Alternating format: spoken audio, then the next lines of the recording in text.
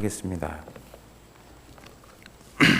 자, 1문으로 가서 살아서나 죽어서나 당신의 유일한 위로는 무엇입니까? 라고 했습니다. 답을 하겠습니다. 살아서나 죽어서나 나는 나의 것이 아니요 몸도 영혼도 나의 신실한 구주 예수 그리스도의 것입니다. 아멘. 네. 항상 이 고백이, 이 사실이 우리에게 위로가 되기를 바랍니다. 네. 항상 내가 하나님께 속해 있다는 것, 내가 그리스도의 것이라는 것, 죽음 앞에서도, 죽음 앞에서, 이 살아있을 때만이 아니라 죽어서나 하나님의 사람으로 존재하고 있다는 것 놓치지 않고 우리 가운데 있어야 할 줄 믿습니다. 이제 오늘은 40문부터 보겠습니다. 40문. 그리스도는 왜 죽으시기까지 낮아져야 했습니까? 라고 이야기하고 있습니다. 그리스도는 왜 죽으시기까지 낮아져야 했습니까? 우리 한번 답을 보겠습니다. 하나님의 공의와 진리 때문에 우리의 죄값은 하나님의 아들의 죽음 이외에는 달리 치를 길이 없습니다. 그리스도가 왜 죽기까지 낮아져야만 했느냐? 왜 죽어야만 하시느냐라고 하는 내용인 것이죠. 꼭 죽어야만 했느냐라고 하는 이야기인 것입니다. 여러분, 기독교 역사에 보면 말시온이라고 하는 그 이단이 있었습니다. 이단, 말시온. 그 사람은 예수 그리스도가 참 사람이 아니다. 그러니까 예수님은 우리가 두 가지 본성이 있다고 말씀드렸습니다. 하나는 무엇입니까? 신성, 하나는 인성. 그래서 인성 안에는 영혼과 육체가 있다. 이렇게 말씀을 드렸습니다. 그래서 예수님이 고난당하심은 인성적 차원에서 다 고난을 당하신 거예요. 육체적 고난, 영혼의 고난, 이것을 다 당하신 것이죠. 근데 이 말시온이라는 사람은 그리스도가 참 사람이 아니다.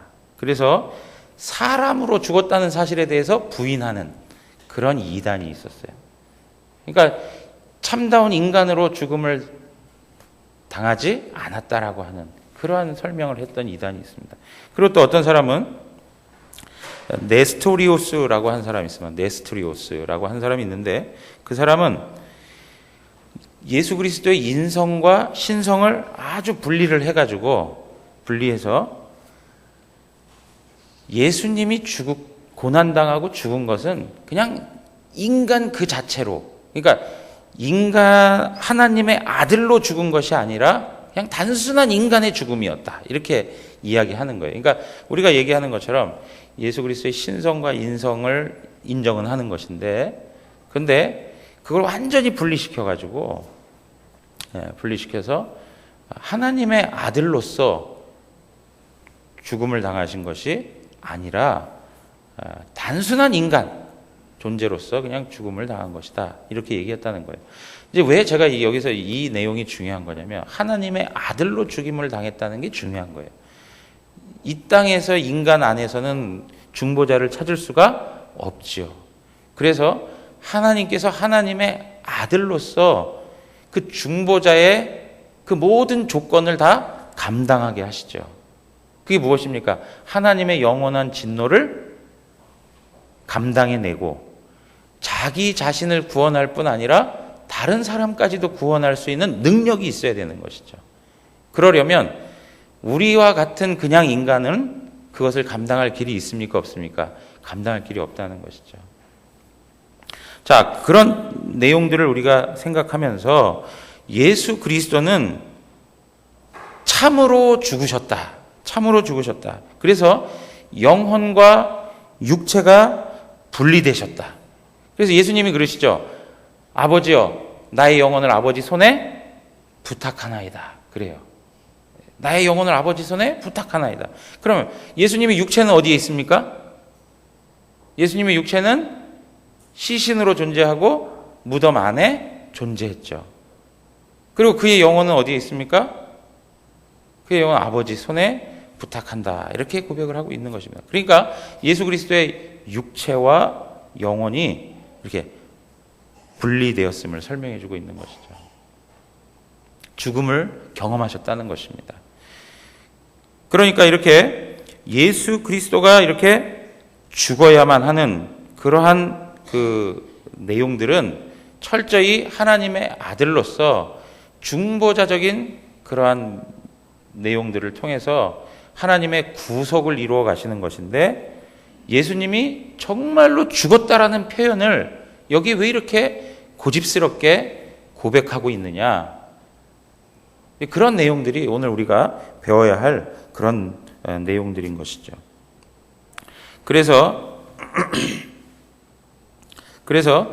우리가 이제 예수님이 죽었을 때의 그 모습, 그 상태를 우리가 잘 이해해야 될 건 뭐냐면, 예수님의 인성은 육체와 영혼이 분리되어 있지만 예수님의 신성은 육체와 영혼에 다 연합되어져 있는 거예요.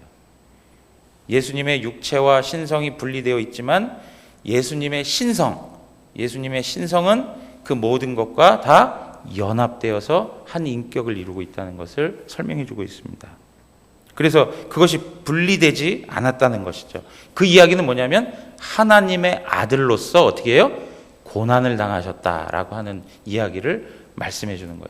하나님의 아들로서 죽임을 당했다는 것을 말씀해 주는 것입니다. 자, 그러면 왜 이렇게 예수님께서 죽어야만 했느냐? 왜 이렇게 예수님께서 죽어야만 했느냐? 오늘 하이델베르그 요리문드 40문에 보니까 하나님의 아들의 죽음 이외에는 달리 그 죄값을 치를 길이 없다 그래요. 그러니까 답이 있다면 뭐예요? 죄값을 치르시기 위해서는 죽으셔야 되는 거예요. 죄값을 치르기 위해서 죽으셔야 된다. 왜 죄값을 치러야 될까요? 그 위에 보니까 하나님은 공의의 하나님이고 하나님은 진리의 하나님이시라는 거예요. 하나님은 공의와 진리 하나님이시기 때문에 하나님은 우리에게 죄 지은 것에 대한 죄값을 받기 원하시는 것이죠. 그런데 그것을 감당할, 치룰 대상이 누구밖에 없어요? 하나님밖에 없다. 자, 다시 한번 말씀드리면 하나님의 공의로움 때문에, 그래서 하나님께서는 죄에 대한 싹시 사망이라고 말씀하셨기 때문에 그것에 대한, 죄에 대한 보상을 받으시기 원하신다. 그렇기 때문에 예수님께서 죽으실 수밖에 없었다는 것입니다. 그리고 동시에 하나님께서는 죄를 인하여서 범죄한 그 모든 범죄자들에 대하여 하나님이 심판하시는데, 그 심판하겠다라고 말만 해놓는 게 아니라 실질적으로 어떻게 하세요? 말씀대로 신실하게 그 일을 진행하시는 분이 하나님이세요. 하나님 스스로가 그렇다는 거예요. 동시에 하나님께서는 구약 성경에서부터 조상들에게, 많은 믿음의 사람들에게 어떻게 하셨습니까? 예언을 하셨어요. 무엇을요? 예수 그리스도를 통해서 죄에 대하여 보상받으실 것을 말씀하셨습니다. 그렇기 때문에 하나님 그분께서는 하나님의 아들을 통하여 우리의 죄값을 치를 것이다 라고 하신 그 약속을 역사 속에서 신실히 이루어 오셨던 것이고, 하나님의 때가 되매 그 일을 예수 그리스도를 통해서 집행하신 것입니다. 여러분, 그래서 우리가 늘 아시는 그 고백하는 내용이지만, 죄는 우리 인간들 안에서의 방식과 어떤 내용을 통해서는 해결할 방법이 없고, 오직 하나님의 아들을 통해서만 죄사함을 받을 수 있다는 게 성경이 말하는 내용인 것입니다. 우리가 죄사함 받을 수 있는 유일한 방법은 뭐라고요? 오직 하나님의 아들 예수 그리스도의 죽으심을 통해서만 가능하다는 것이죠. 그런데 우리 이런 생각을 해볼 수 있습니다. 그러면 어느 정도의 죄까지 하나님께서 용서해 주시고 예수 그리스도께서 용서해 주시는가? 사실은 제일 중요한 죄가 뭡니까? 하나님을 모르고 사는 게 제일 큰 죄죠. 그죠? 하나님을 모르고 사는 게 가장 큰 죄인 거죠. 우리는 자꾸 도덕적이고 윤리적 측면에서 삶을 살다 보니까 무슨 살인을 하고 무슨 남을 해롭게 해가지고 아프게 하고 고통을 주고 남을 못 살게 굴고 이러는 것이 제일 죄질이 안 좋은 것이라 생각할 수 있을지 모르지만 더더욱 가장 중요하고 큰 죄는 하나님을 모르는 거라는 거예요. 하나님을 모르는 거예요. 이제 거기서부터 출발하는 것이죠. 그래서 그 모든 죄를 용서하시는 그 방식은 예수 그리스도의 십자가를 통해서만 우리에게 주어졌다라고 말씀하고 있는 것입니다. 자, 그런데 여러분 보세요. 여기서 이 죄값에 대한 문제가 나오는데 이 죄값을 적용받는 사람들이 누구냐? 이 죄값을 적용받는 사람들이 누구냐 하는 문제가 있어요. 우리가 이제 이 말씀 나누면서 몇 차례 언급한 적이 있습니다. 누구를 위해서 예수님께서는 죽어주셨느냐 하는 문제예요. 누구를 위해서 예수님께서는 죽어주셨느냐. 그럴 때 많은 경우에 있어서 예수님께서는 세상을 위해서 죽어주셨다. 이렇게 우리는 알고 있습니다. 우리 한번 성경 우리 하이델베르그 요리문답 그 안에는 없는데요. 우리가 한번 말씀을 좀 찾아봤으면 좋겠습니다. 요한 1서 2장 2절로 가보겠습니다.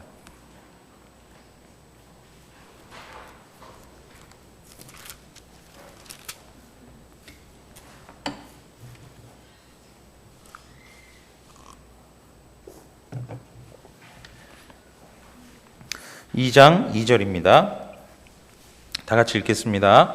그는 우리 죄를 위한 화목제물이니 우리만 위할 뿐 아니요 온 세상의 죄를 위하심이라. 예, 여러분 여기 뭐라고 되어 있습니까? 그는 우리만 위할 뿐 아니요 뭐까지요? 온 세상의 죄를 위한 것이다.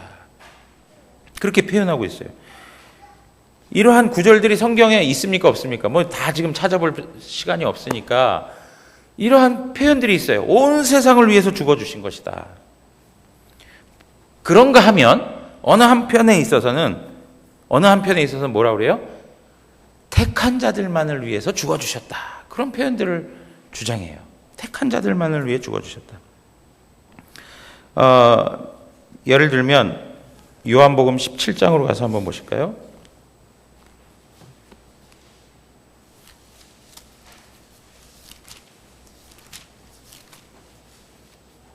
요한복음 17장 9절입니다. 요한복음 17장 9절. 제가 같이 함께 읽도록 하겠습니다. 함께 읽겠습니다. 내가 그들을 위하여 비옵나니 내가 비옵는 것은 세상을 위함이 아니요 내게 주신 자들을 위함이니이다. 그들은 아버지의 것이로소이다. 여러분 여기 뭐라 그래요? 예수님이 비는데 누구를 위해 비는 거라고요? 세상을 위해 비는 게 아니고 내게 주신 자들을 위해 비는 것입니다. 그렇게 얘기해요.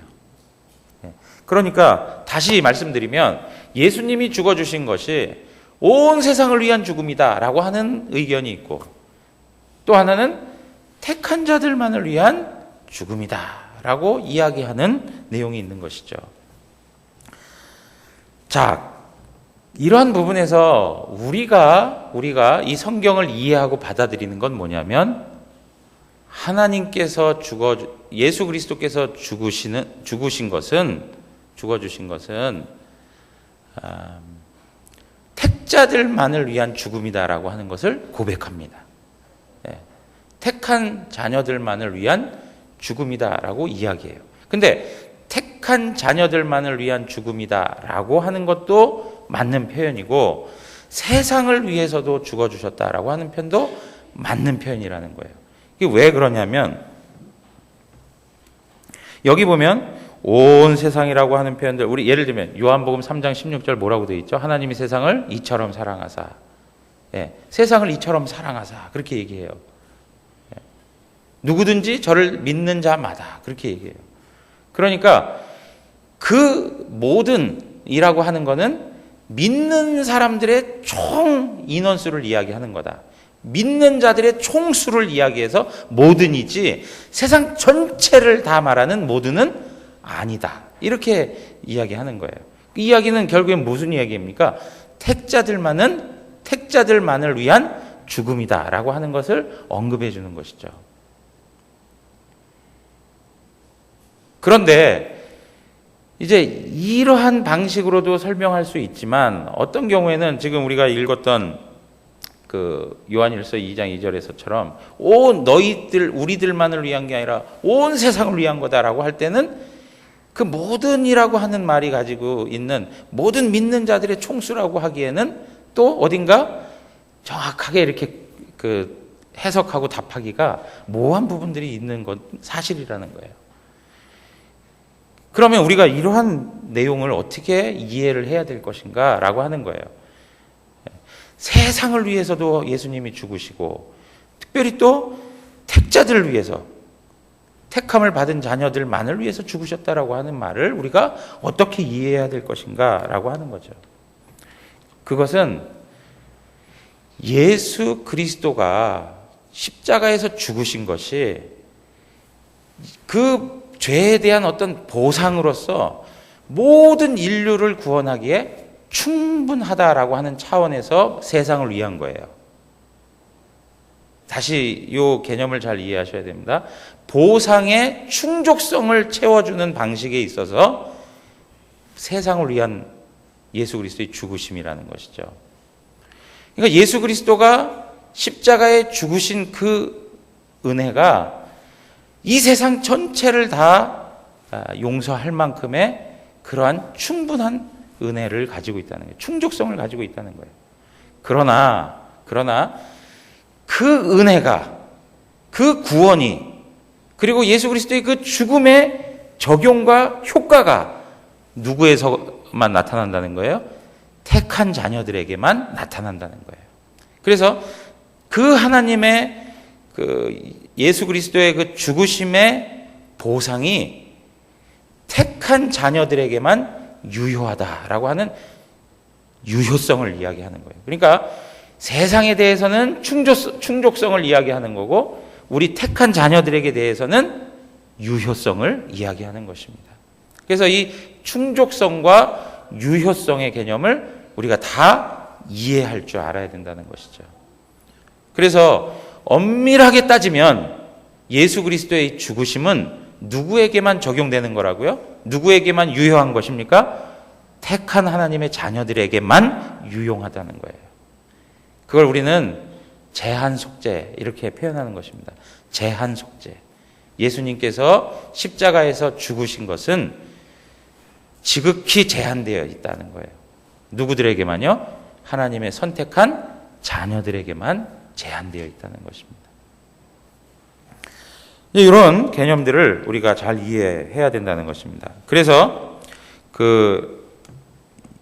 이전에 학자 중에 롬바르드라고 하는 사람은 뭐라고 얘기했냐면 그리스도께서는 삼위일체 하나님께 자신을 드리시되 그 값의 충족성에 대해서는 모든 사람을 위하여 드리셨으나 그 유효성에 관해서는 오직 택자들만을 위하여 드리셨다. 그래서 이는 오직 예정된 자들만을 위하여 그가 구원을 값주고 사셔서 베푸셨기 때문이다. 그렇게 얘기하고 있습니다. 이제 이러한 신앙의 고백이 계속 지금까지 흘러내려오는 것인데 솔직히 말씀드리면 이 제한 속죄에 대한 교리가 장로교 칼빈주의 그 교리 가운데 가장 도전받는 교리 중에 하나입니다. 그래서 많은 부분 이 부분을 이렇게 수정하기도 하고 혹은 그 부분을 언급하지 않는 그런 방식들이 좀 많이 드러나고 있어요. 그러나 우리가 역사적으로 고백했던 신앙의 내용은 바로 이러한 고백이고 이것이 성경적이다. 우리가 믿고 고백하는 것입니다. 자, 41문에 가서 보시면 그리스도는 왜 장사 되셨습니까? 라고 할 때 이 장사, 장사라고 하는 이 표현을 이제 강조하여 고백하는데 왜 예수 그리스도가 되셨습니까? 라고 이렇게 질문하는 것이죠. 우리 다 같이 한번 답을 하겠습니다. 그리스도의 장사되심은 그가 진정으로 죽으셨음을 확증합니다. 무슨 얘기냐면 그가 죽으실 뿐 아니라 장사되었다. 장사되었다는 말 단 한마디로 그냥 쉽게 표현하면 무덤에 묻히셨다라는 표현이지 않습니까? 그죠? 무덤에 안치되셨다라는 이야기입니다. 장사되셨다라고 하는 말은 무엇을 확증해 준다고요? 예수 그리스도가 진짜로 죽었다라고 하는 것을 드러내기 위해서 이 표현이 고백되고 있다는 거예요. 자, 우리 한번 마태복음 27장 59절에서 60절 스크린에 이제 나와 있습니다. 한번 보겠습니다.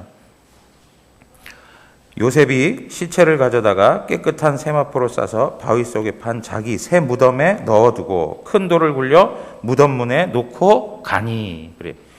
아주 구체적으로 그 묘사를 하고 있어요. 그죠? 하나하나의 행동에 대해서 잘 설명해 주고 있어요. 그러면서 예수님의 시체를 어디에다가요? 무덤에다가 두었고, 그리고 그 무덤 문을 돌로 닫았다라고 이야기하고 있습니다. 그 이야기는 뭐냐면 예수 그리스도께서 정말로 어떻게 됐다는 거예요? 죽으셨다라고 하는 것을 강조해주고 있는 것입니다. 정말로 죽었다. 왜냐면은요, 우리가 잘 알고 있지만 그 당시에도 유대 지도자들은 예수님의 시체를 잘 지키라고 당부를 했어요. 그리고 나서 정말 예수님이 살아나시고 나서는 뭐라고 얘기했습니까?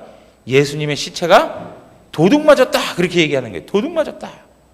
예. 그리고 어떤 이론은 예수님이 기절했다. 예. 예수님이 기절했다가 나중에 정신 차리고 그리고 나서 다시 나왔다. 이러한 주장들을 역사 속에서 기독교 신앙의 내용 가운데서 제기하는 사람들이 있었던 거예요. 그러니까 여러분 보세요. 이미 이러한 것이 후대에 계속 주장도 되는 이러한 인간의 모습인데 이 예수님께서 하나님께서 이 인간들의 모습을 너무 잘 아신 거죠. 그러니까 어떻게 해요? 이 신앙의 고백 가운데 그가 정말 죽어서 무덤 가운데 있었다는 것을 완전하게 고백하고 있는 거예요. 그래서 그걸 통해서 뭘 드러낸다고요? 예수님이 진짜 죽으셨다라고 하는 것을 설명해 주고 있는 것이죠. 뿐만 아니라 예수님이 이렇게 죽었다라고 하는 것을 강조하는 것은 뭘 또 한편 강조하는 것일까요? 예수 그리스도의 부활을 강조하게 되는 거예요. 예수 그리스도의 부활을 강조하게 되는 거예요. 그러니까 예수님이 무덤 속에 들어가셨습니다. 장사되셨습니다. 라고 하는 말은 그 고백을 통해서 우리에게 또 한 번 확인시켜 주는 것은 아하, 예수님이 진짜 죽었다가 진짜 살아나셨다. 이것을 드러내주는 표현들인 것이죠. 그러므로 우리로 하여금 그 사실에 대해서 믿도록 안내해 줄 뿐 아니라 우리도 예수님처럼 죽었다가 다시 부활할 것에 대한 소망까지 제공해 주는 거예요. 우리도 다시 죽었다가 다시 살아날 것이다 라고 하는 그 분명한 소망을 우리에게 주시는 것이죠. 여러분, 예수님이 역사적으로 죽었다가 역사적으로 다시 살아나신 것 믿으십니까? 이게 기독교의 가장 본질적인 신앙의 고백 중에 하나인 것입니다. 세상의 어느 종교도 이러한 고백은 없습니다. 가장 독특하고 유일한 고백인 것이죠.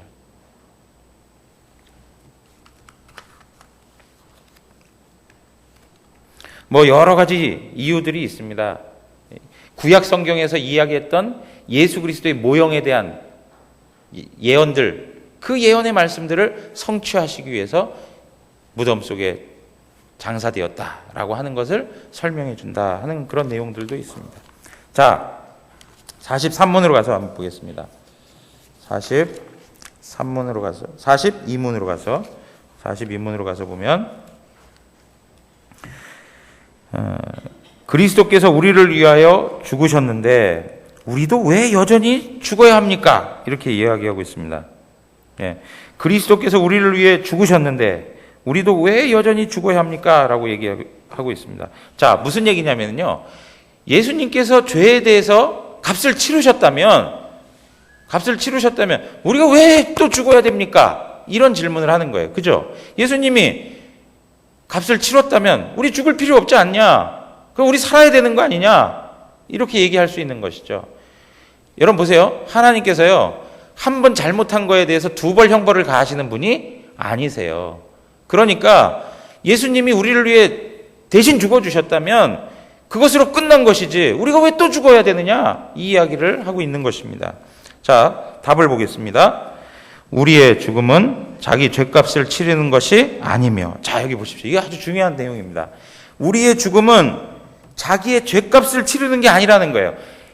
예수 그리스도께서 우리가 지은 죄값을 대신 치루어서 죽으신 것처럼 우리도 우리 죄값 때문에, 죄값에 대한 보상 때문에 하나님의 진노로서 죽음을 당하는 것이 아니다라고 하는 거예요. 예. 저는 제가 오늘 이 말씀을 또 준비하면서 많은 위로가 됐어요. 야, 우리가 죽는 것이 죄로 인하여서 우리에게 육체적 죽음으로 다가온 그것을 죽는 것이구나라고 인식을 하고 살아왔는데, 오늘 이 말씀을 대하면서 우리 안에 다른 시각이 생겨나는 거예요. 무슨 시각이요? 아, 우리가 죽는 것은 죄에 대한 심판으로서 죽는 것이 아니다라고 하는 거예요. 자, 네 번째, 이건 넘어가죠. 자, 그리고 나서 그 다음 나오는 내용들 한번 보겠습니다. 단지 죄 짓는 것을 그치고, 다 같이 읽겠습니다. 단지 죄 짓는 것을 그치고 영생에 들어가는 것입니다. 자, 그러니까는요, 우리가 죽음을 당한다라고 하는 것은 1차적으로 어떤 의미가 있는 거냐면 죄로부터 분리가 된다는 거예요. 여러분, 이 땅을 살아가면서 우리가 죄 사함을 받습니다. 믿으십니까? 예, 죄 사함은 받아요. 근데 죄가 우리 안에서 완전히 제거됩니까? 제거되진 않습니다. 이거 잘 기억하셔야 돼요. 우리의 죄 사함은 받아요. 그렇지만 우리의 죄성, 우리의 죄는 완전히 제거되지 않습니다. 그죠? 그것이 자꾸 바뀌어서 어떻게 돼요? 거룩하게 성화되어져 가는 것이죠. 그리고 나서 우리가 죽었을 때야 비로소 이 죄와 더불어 결별하게 되는 거예요. 예. 그러니까 우리가 죽는 것은 이 땅을 살면서 죄하고 계속 스트러글 해요. 죄하고 계속 싸우며 살아가잖아요. 그죠? 죄 때문에 고통스럽게 살아가신단 말이에요. 우리가 당하는 삶의 여러 가지 과정들 안에 고통이 무엇으로부터 와요? 죄로부터 온단 말이죠. 그러니까 이 죄하고 힘겨운 싸움을 싸워가시는데, 우리가 죽음에 이르게 되면 그 죄하고의 분리가 일어난다는 거예요. 오히려 죽음이라는 것이 우리에게 무엇을 주는 거예요, 지금? 자유를 주는 것이죠. 그리고 쉼을 주는 것이죠. 뿐만 아니라 죄를 제거하는 것뿐만 아니라 어떻게 한다고요? 우리로 하여금 영생에 들어가게 하는 거라는 거예요. 우리로 하여금 영생에 들어가게 하는 것이다. 그러니까 그리스도인의 죽음이라는 것은 비참한 것입니까? 아닙니까? 비참한 것이 아니에요. 그리스도인의 죽음은 귀중한 것이라고 시편에 말씀하고 있어요. 그리스도의 죽음은 존귀하고 아름답고 고귀한 것이에요. 가치 있는 거예요. 이 땅을 살다가 이젠 죄하고 결별되고, 그리고 하나님의 영원한 안식과 영생을 본격적으로 누리게 되는 그 복을 누리는 것이 바로 죽음이라 이거예요. 죽음이다. 기억하셔야 될 것, 우리가 죽는 것은 죄값을 치르기 위해 죽는 것이 아니다. 하나님의 진노와 심판 때문에 죽는 것이 아니다. 그것을 갚아내기 위해서 죽는 게 아니라, 그건 누가 대신하셨다고요? 예수님이 대신해 주셨다는 거예요. 내가 해야 될 걸 예수님이 대신 치러주셨다. 자, 43문으로 가서 보겠습니다. 43문입니다. 그리스도의 십자가의 제사와 죽으심에서 우리가 받는 또 다른 유익은 무엇입니까? 그리스도의 십자가의 제사, 예수님이 자기 자신을 제물로 드린 거죠. 그죠? 십자가의 제사와 죽으심에서 우리가 받는 또 다른 유익은 무엇입니까? 라고 얘기해요. 그러니까 이게 무슨 얘기냐면 예수 그리스도의 죽으심의 결과와 유익이 무엇입니까? 라고 묻는 것이죠. 자, 우리 답을 한번 해보겠습니다. 그리스도의 죽으심의 공효로 우리의 옛사람이 그와 함께 십자가에 달리고 죽고 장사되며 그럼으로써 육신의 악한 소욕이 더 이상 우리를 지배하지 못하게 되고 오히려 우리 자신을 그분께 감사의 제물로 드리게 됩니다. 예. 자, 우리가 예수 그리스도가 죽으심으로 말미암아 우리에게 어떤 결과가 있었느냐 하니까 우리의 옛사람이 그와 함께 십자가에 달리고 죽고 장사되었다는 거예요. 우리의 옛 자아가 어떻게 됐다고요? 죽었어요. 예. 우리의 옛 자아가 죽었다.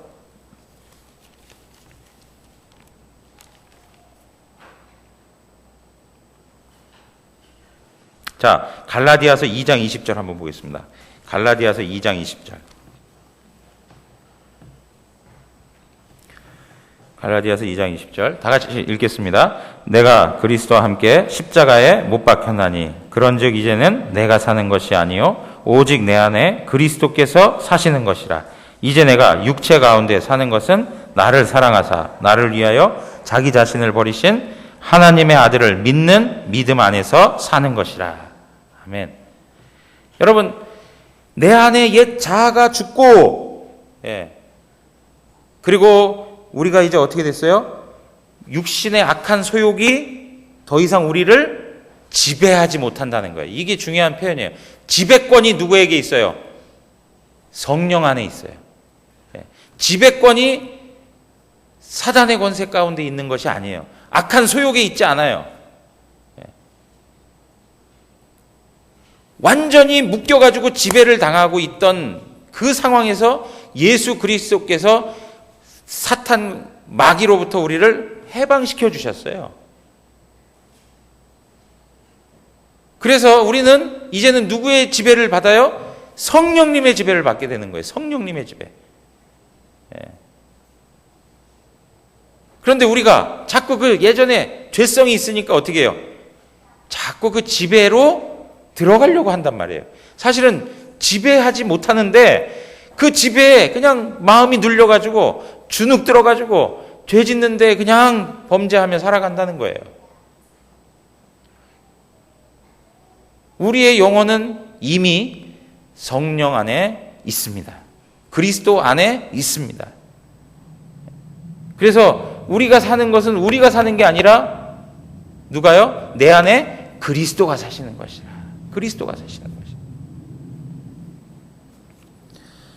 그래서 결국 우리 자신이 뭐가 되는 거예요? 하나님 앞에 은혜를 받은 것에 대하여 감사 제물로, 감사의 제물로 살아가는 거예요. 감사의. 그러니까 우리는 지금 이제 하나님의 자녀로 살아가면서 무엇을 늘 고민하며 살아갑니까? 어떻게 하면 하나님 앞에 감사할까? 어떻게 하면 하나님 앞에 감사할까? 왜요? 우리를 구원해 주신 은혜가 있기 때문에. 우리 옛 자아를 죽게 하시고 우리로 하여금 육의 소욕 가운데에서 그 지배 가운데에서 살지 않게 하시고 우리로 하여금 자유와 기쁨과 하나님 나라의 자녀됨으로 우리를 하나님 앞에 구원받은 새 생명 얻은 그런 사람으로 하나님이 불러주셨기 때문에 그것에 대한 감사의 고백을 하는 성도로 살아가는 것이죠.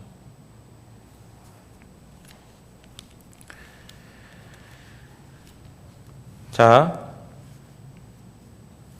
44문에 가서 보시면, 44문으로 가서 보시면, 사실은 이제 제가 이제 말씀을 나누면서 우르시누스라고 하는 이 하이델베르그 요리문답을 작성하신 분의 그 해설을 토대로 해서 제가 말씀을 나누는데 거긴 굉장히 세세하게 방대하게 설명하고 있습니다. 그걸 이 시간에 다 할 수가 없어서 그냥 넘어가고 뭐 중요한 내용들만 가지고 우리가 살펴보는데요. 더 풍성한 내용들이 많은 것이죠. 칭의, 죄사함에 대한 것, 그 다음에 성령을 우리가 얻게 되는 것, 중생하게 되는 것, 그리고 영생에 거하는 것, 이것이 다 하나님이 주신 구원의 은혜들이죠. 그래서 우리의 전체 그 구원 역사에 그 하나님이 주신 그 은혜들로 가득 채워져 있는 것을 우리는 고백하지 않을 수 없습니다. 예수 그리스도의 죽으심이 우리에게 주는 위로는, 그리고 유익은 참으로 많습니다.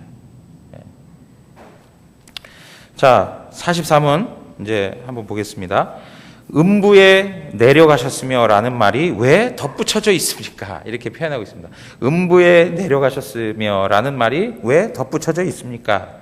자, 여러분, 우리 사도신경에 보면, 우리 한글 사도신경에 보면 음부에 내려가셨으며 라는 표현이 있습니까? 없습니까? 없습니다. 예, 음부에 내려가셨으며 라는 표현이 없습니다. 그런데 라틴어 번역본 그리고 또 여러 사본에는 음부에 내려가셨으며 라고 하는 표현이 있습니다. 그런 표현이 있어요. 예를 들면 390년경에 이런 표현들이 나타나기 시작해요. 음부에 내려가셨으며 라고 하는 표현이 보이기 시작해요. 사본들 안에서.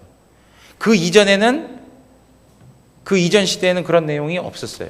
근데 390년 시기에 그러한 내용들이 보이기 시작해요. 그러다가 650년경에 역시 그러한 표현들이 또 드러나기 시작해요. 또 다른 사본에서. 예. 그리고 우리가 잘 알고 있는 존 칼빈 같은 경우에도 이 사실을 빼지 말 것을 권해요. 예. 음부에 내려가셨으며 라고 하는 이 고백을 삭제해서는 안 된다 라고 하는 지침을 주고 있습니다.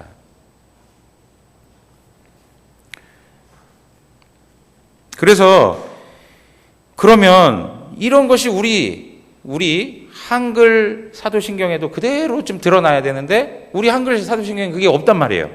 근데 우리 한글 사도신경, 예를 들면 1894년 언더우드 선교사님이 만든 한글 사도신경에는 이 표현이 들어가 있어요. 1894년 언더우드 선교사님이 만들었던 그런 신앙 고백서에는 이 표현이 그대로 들어가 있습니다.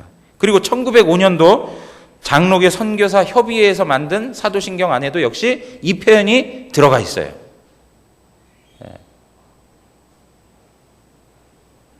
그런데 언제부터인가 이게 왜 빠졌느냐 이거예요. 근데 감리교 있죠. 감리교. 우린 장로교지만 감리교에서는 1897년, 1902년, 1905년도에 사도신경을 번역하는데 여기에서 이 내용이 빠지기 시작해요. 감리교에서. 왜 감리교에서 이 내용이 빠졌는가 봤더니 감리교의 창시자는 누굽니까? 존 웨슬레예요. 존 웨슬레가 고백했던 그 신조 안에 이 부분이 빠져 있어요. 그러니까 감리교도들 안에서는 이 내용이 웨슬레가 했던 방식 안에서 삭제하고 지금까지 사용했던 거예요. 그러다가 여러분 우리가 합동찬송가 아시죠? 합동찬송가. 1900 몇 년도입니까? 1908년도에 이 찬송가가 이제 만들어진 과정 안에서 감리교와 장로교에서 이제 이러한 것들을 합의를 하게 되잖아요. 합의를 하게 되는데 장로교에서 양보한 것이죠. 감리교의 신조 안에서는 그 부분이 빠져 있기 때문에 감리교에서는 빠뜨리자, 빼자. 장로교에서는 우리는 그렇지 않다. 우리는 지금까지 고백해왔다. 이렇게 하다가 통일된 그런 방식 안에서 장로교가 양보하게 된 것이죠. 그러면서 우리 사도신경에 지금까지 빠져 있는 상태로 계속 내려오고 있는 것입니다. 아무튼 이러한 내용들은 아주 오래전부터 믿음의 선배들을 통해서 신앙적으로 고백되어졌던 내용이었다는 것을 말씀을 드립니다. 자, 이게 왜 덧붙여졌느냐 이렇게 질문하고 있는데요. 자, 답을 한번 해보겠습니다. 내가 큰 고통과 중대한 시험을 당할 때에도 나의 주 예수 그리스도께서 나를 지옥의 두려움과 고통으로부터 구원하셨음을 확신하고 거기에서 풍성한 위로를 얻도록 하기 위함입니다. 그분은 그의 모든 고난을 통하여 특히 십자가에서 말할 수 없는 두려움과 아픔과 공포와 지옥의 고통을 친히 당하심으로써 나의 구원을 이루셨습니다. 여러분 여기서 이제 우리가 음부라고 하는 말은 우리가 쉽게 얘기하면 지옥이라는 말이에요. 지옥에 내려가셨으며 라고 하는 표현이에요. 지옥이라고 하는 말이 세 가지 개념으로 성경에 사용되고 있어요. 세 가지 개념으로. 한 가지는 뭐냐면 첫 번째는 무덤이라고 하는 자체로 설명을 해요. 무덤. 내가 스올에 내려가며 뭐 이런 표현들 있죠. 그건 그냥 무덤 자체를 이야기하는 거예요. 무덤. 그리고 두 번째는 뭐냐면 버림받은 자들이 거하고 있는 처소. 유기된 자, 버림받은 자들이 거하고 있는 처소를 지옥이라 이렇게 표현해요. 예를 들면 부자와 나사로에 있어서 부자가 있었던 장소, 그런 장소가 바로 지옥으로 설명하고 있는 것이죠. 자, 그 다음에 하나가 뭐냐면 영혼의 고뇌와 고통을 당하고 있는 것을 갖다가 뭐라고 해요? 지옥이라 이렇게 얘기하는 거예요. 영혼의 고뇌와 고통을 당할 때 그것을 지옥이라 이렇게 표현하고 있어요. 자, 그러면 오늘 우리가 보고 있는 이 사도신경에 있어서 이 지옥이라고 하는 개념이 어떤 개념이냐면 무덤이라고 하는 개념도 아니고 버림받은 자들이 거하는 처소도 아닌 거예요. 오늘 여기에서의 그 지옥이라고 하는 개념은 어떤 개념이에요? 영혼의 고통과 고뇌를 설명하고 있는 내용인 거예요. 여러분, 그러니까 예수 그리스도는 육체적으로 고난과 고통을 당하셨죠. 그러면서 동시에 영혼으로도 고난과 고통을 당하신 거예요. 이런 차원에서 예수 그리스도의 물리적 고통뿐만 아니라 예수 그리스도에게 있어서 영혼의 고통이 있었다는 것, 영혼의 심각하고 깊은 고통과 아픔이 있었다는 것을 말씀해 주고 있는 거예요. 그래서 오늘 이 하이델베르그 요리문답에 있어서 이렇게 쭉 보면 여기에서 나오는 이 지옥이라고 하는 것, 이 음부에 내려갔다라고 하는 것은 예수 그리스도의 고난의 전 과정에 있는 영혼의 고통과 고뇌와 아픔을 설명해 주고 있는 단어로 우리가 이해하셔야 된다는 것이죠. 그럴 때 나의 주 예수 그리스도께서 나를 지옥의 두려움과 고통으로부터 나를 구원하셨음을 확신하고 거기에서 풍성한 위로를 얻도록 하기 위함이다. 그렇게 표현해요. 그리고 그분은 그의 모든 고난을 통하여 특히 십자가에서 말할 수 없는 두려움과 마음과 아픔과 공포와 지옥의 고통을 친히 당하셨다. 그렇게 표현해요. 이 내용이 뭐예요? 두려움이라는 것. 이러한 내용들은 영혼의 큰 고통을 말해주고 있는 것이죠. 여러분, 여기에서 사실 좀 더 덧붙여서 설명해야 될 내용이 많아요. 왜냐하면 베드로전서 3장 19절, 20절에 있는 말씀들을 해석하고 그 의미들이 무엇인지 아시죠? 예수님께서 베드로가 얘기할 때 갇힌 자들의 옥에 가셔서 전하시고, 우리 베드로전서 한번 보시죠. 베드로전서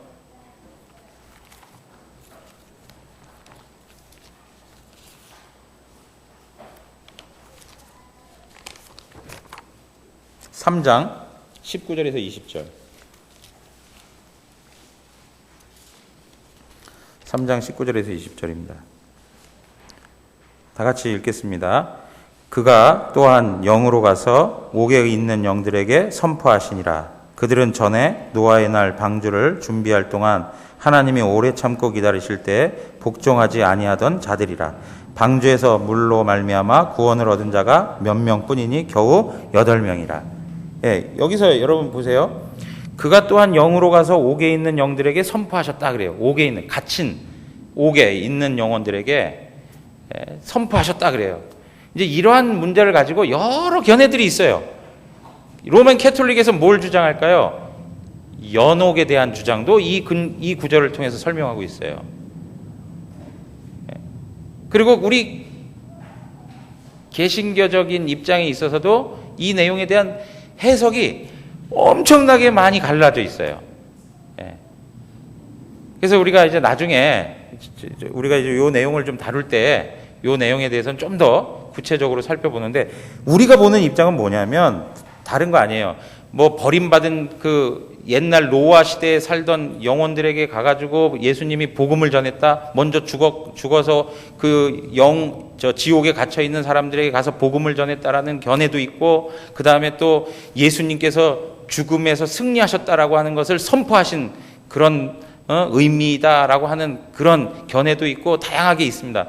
그러나 우리가 이해하는 건 뭐냐면, 예수님께서 영으로서 신성으로서 그 조상들에게 그 말씀을 통하여 그 당시에 노아 시대에 살던 복종하지 아니하였던 그 사람들에게 복음을 전했다는 거예요. 그러나 그들이 어떻게 했습니까? 끝내는 복음을 듣지 아니하고 단지 몇 명만요? 노아의 가족 8명만 구원받았다. 우리가 이렇게 받아들이는 것이죠. 우리가 굉장히 단순하지 않습니까? 근데 이 내용을 가지고 아무튼 여러 가지 이제 뭐 견해들을 가지고 설명합니다. 어떤 학자는 이 말씀을 가지고 해석하는 방식이 한 80가지가 넘는다고 말할 정도로 다양한 해석들이 여기서 나오고 있어요. 그런데 우리가 이 내용을 여기서 뭐 살펴볼 수는 없고요. 중요한 거는 뭐냐면, 지금 우리가 보고 있는 사도신경 안에서 이 지옥에 내려가셨다, 음부에 내려가셨다라고 하는 것은 지금 여기서 베드로전서에서 얘기한 것처럼 무슨 감옥, 지옥에 그 미리 죽었던 불신했던 사람들이 갇혀 있는 그곳에 예수님이 가셔서 그들에게 복음을 전했다라든가 그런 의도로 설명되는 의미는 아니라는 거예요.